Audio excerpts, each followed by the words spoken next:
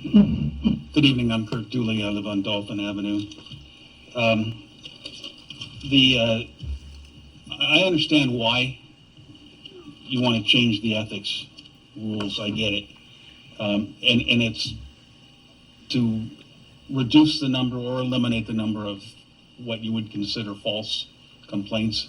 But I think that's just kind of part of the cost of having an open government.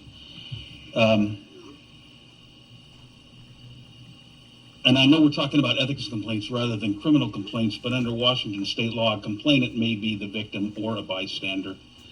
But this council insists that, quote, third-party information is not an acceptable detail for a finding of sufficiency. The violation cited must be experienced by the affected party who must submit the complaint.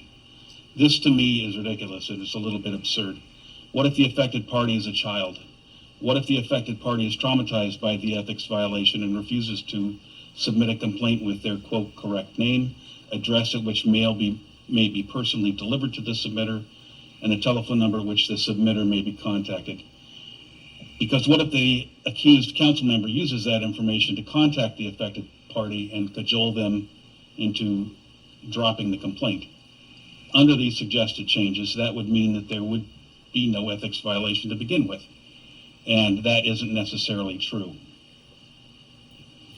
To me, this seems to be a rather obvious attempt to squash existing ethics complaints against certain council members, complaints that I might add are well past the 30-day requirement for setting up an ad hoc committee to investigate and report their findings.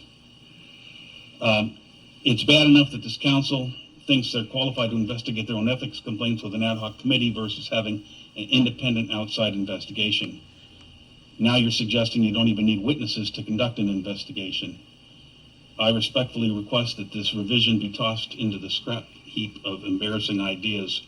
And I want to also add that, as evidenced by his motion earlier today to remove this from the agenda, it appears again that Councilmember Elderwin is the only one who seems to understand or cares what the citizens of this county actually want and what the role of the council is, and that's to represent our interests, not your own.